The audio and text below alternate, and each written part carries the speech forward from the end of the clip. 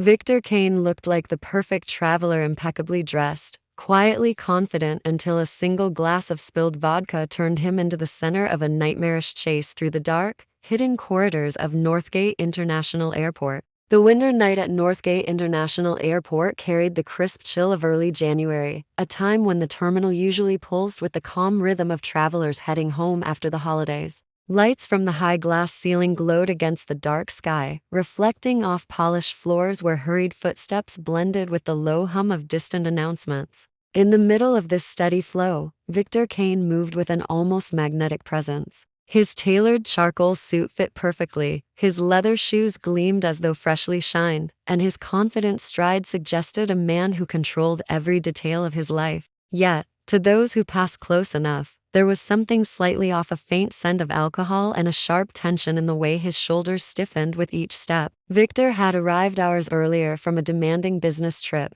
but rather than settle quietly near his gate, he gravitated toward the premium lounge. Inside, warm lighting and soft leather chairs offered comfort, and the well-stocked bar promised distraction. He ordered a vodka, then another, the clear liquid catching the glow of the overhead lamps like crystal shards. Each drink dulled the tight knot in his chest, a pressure that had been building for weeks. Around him, other passengers scrolled through phones or murmured in quiet conversations, unaware of the silent storm gathering at the corner table. Outside the lounge, the airport operated with methodical precision. Security officers monitored cameras, cleaners guided machines across endless tiles, and flight attendants prepared for the final departures of the night. Victor watched it all through the large windows, his reflection staring back at him like a stranger. He checked his watch as the loudspeaker announced another delay for his flight. Irritation flickered in his eyes. He lifted his glass again, savoring the burn of vodka as if it could dissolve his restless thoughts.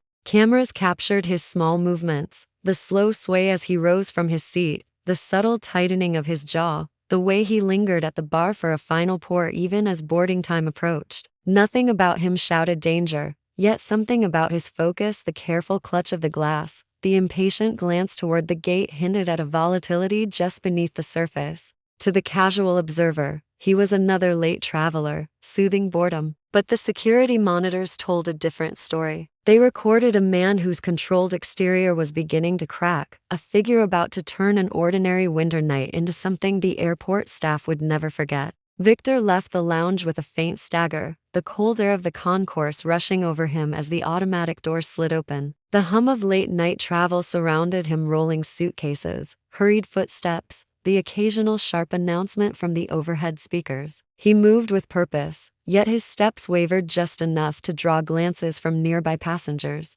In his right hand he carried the last remnants of his comfort, a crystal glass filled halfway with vodka. Security cameras tracked his movements, their lenses catching the tension that seemed to build with every stride toward the gate. Near the boarding area, a weary cleaner maneuvered a wide mop across the polished floor, guiding a small cart stacked with supplies. Victor, eyes fixed on the blinking sign announcing another delay, hardly noticed the cart until it brushed his elbow. The contact was slight, but it tipped his glass enough for the clear liquid to leap out and shatter on the tiles. The sound of breaking crystal rang sharply, cutting through the background murmur of the terminal. For a heartbeat, the scene froze. Passengers paused mid-step, the cleaner's eyes widened, and Victor stared at the spreading puddle as if it were an insult aimed directly at him. His jaw tightened, shoulders squared. What began as surprise quickly hardened into something darker. He stepped back, his polished shoes squeaking against the wet floor, and his chest rose with heavy, uneven breaths. A hush swept through the immediate crowd as people sensed the sudden shift. The cleaner bent to retrieve the shards, offering a quick, nervous glance upward, but Victor's glare was fixed on the spill, his face flushed with a heat that had little to do with alcohol. Without a word, he began pacing in a tight circle, the muscles in his neck taut as wires. Passengers exchanged uneasy looks and edged away, creating a quiet perimeter around him. A mother guided her child behind a column, while a pair of businessmen stepped back toward the wall. The cleaner carefully retreated, pushing the cart like a shield. Nearby staff discreetly reached for their radios, voices low as they called for security.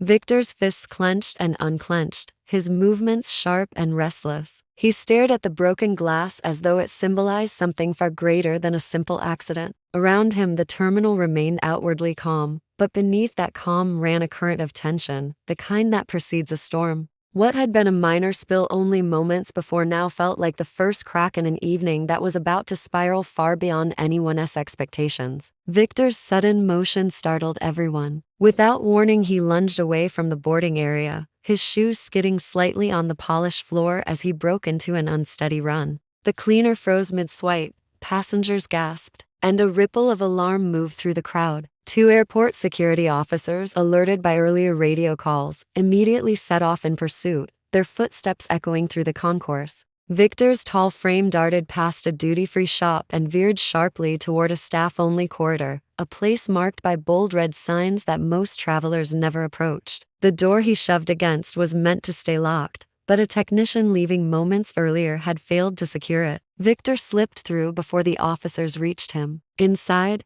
the atmosphere changed instantly. The corridor was narrow and dim, lined with industrial pipes and humming ventilation units. Overhead, fluorescent lights buzzed faintly, casting long shadows that seemed to stretch toward him. The smell of cleaning chemicals mingled with the metallic tang of machinery. It was a world apart from the bright, controlled spaces of the public terminal, and Victor's erratic footsteps echoed off the concrete walls like a warning. Security cameras caught glimpses of him as he wove through the maze-like passages. He pushed past a stack of service carts, knocking one over with a loud crash that reverberated through the empty hall. Officers slowed their approach, careful to maintain distance from a man whose unpredictability made every move risky. Dispatchers relayed updates across the airport, and more teams converged on possible exit points. Victor's path became stranger as he pressed deeper into the restricted zone. He ducked through a maintenance door, then slipped into an unlit storage area filled with buckets, mops, and sealed chemical containers. He rifled through cabinets with frantic energy, pulling out spray bottles and tossing them aside, as though searching for something only he understood. His breathing grew ragged,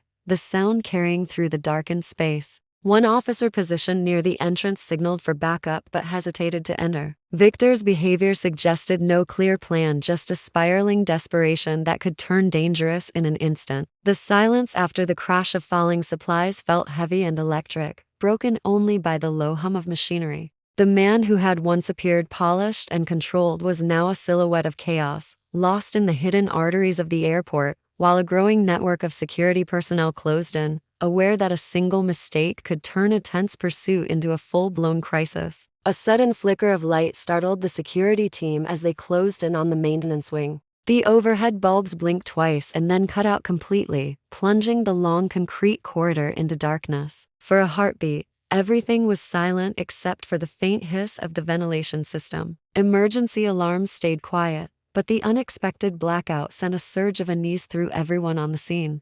Officers switched on their flashlights, thin beams slicing through the gloom to reveal only stretches of pipes and shadowed walls. Somewhere ahead, Victor had vanished again. Dispatchers confirmed that the power failure was isolated to this section, likely caused by an overloaded circuit. Yet the timing felt uncanny, as if the building itself were conspiring to give the fleeing man more cover. Teams coordinated through radios, their voices tight and clipped, each officer mindful of how easily the darkness could hide sudden movement. The maintenance wing was a tangle of intersecting halls and unused service rooms, and every door seemed a potential hiding place. Minutes dragged by as the search expanded. Officers checked stairwells leading to baggage tunnels and peered behind industrial equipment where shadows pooled. Their flashlights caught only the gleam of metal pipes and the occasional swirl of dust disturbed by earlier footsteps. Somewhere deeper in the maze, a motion sensor flickered to life on a monitor back in the control room. The alert pinpointed a narrow baggage conduit,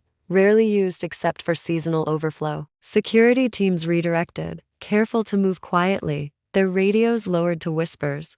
They found the tunnel entrance partially open, a faint scuff on the floor betraying recent passage. Inside, the air felt cooler, heavy with the scent of oil and damp concrete. The tunnel stretched into darkness, the beam of a single flashlight revealing a crouched figure at the far end. Victor sat with his back against the wall, knees drawn to his chest, his once pristine suit streaked with grime. His hands trembled, but his breathing was slow, almost eerily calm after the frantic chase. Officers approached in a measured line, maintaining distance, prepared for any sudden movement. Yet Victor offered no resistance. He lifted his gaze briefly, eyes glassy and distant, as if he no longer registered the world around him. The quiet surrender was almost unsettling, a stark contrast to the chaos he had unleashed. When they finally guided him to his feet, the tension that had gripped the maintenance wing eased, though the unanswered question of what had driven him to such extremes lingered heavily in the stale, echoing air.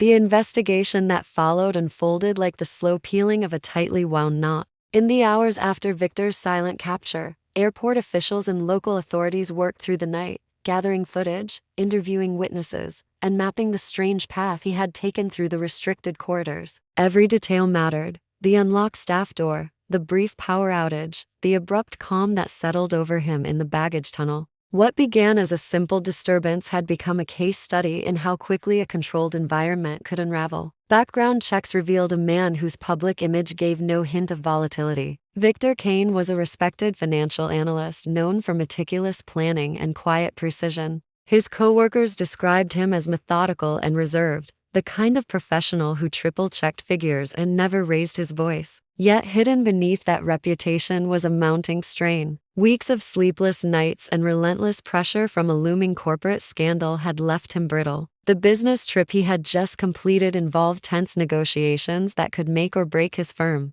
And friends later admitted they had noticed signs of exhaustion he dismissed with a polite smile. Toxicology reports confirmed a heavy intake of alcohol before the incident. Investigators pieced together a timeline: hours of steady drinking in the lounge, the delayed flight that frayed his patience, and the moment of accidental contact that sent vodka splashing across the floor. The spill itself was trivial, but it struck the nerve of someone already stretched to a breaking point. What looked like drunken outrage on camera masked deeper turmoil, a convergence of stress, fatigue, and suppressed panic that erupted in a single reckless escape. Legal proceedings moved swiftly. Trespassing and disorderly conduct charges were filed, but prosecutors weighed the circumstances carefully. Psychiatric evaluations pointed to acute stress compounded by alcohol abuse. Rather than pursue a harsh sentence, the court ordered mandatory counseling, community service, and a long-term treatment program. Victor complied without protest, his once polished demeanor replaced by a subdued quiet that reporters described as almost fragile. Months later, the incident remained a touchstone for airport security teams and a cautionary tale for travelers. Staff revised protocols for restricted access and reinforced emergency lighting systems to prevent another unexpected blackout.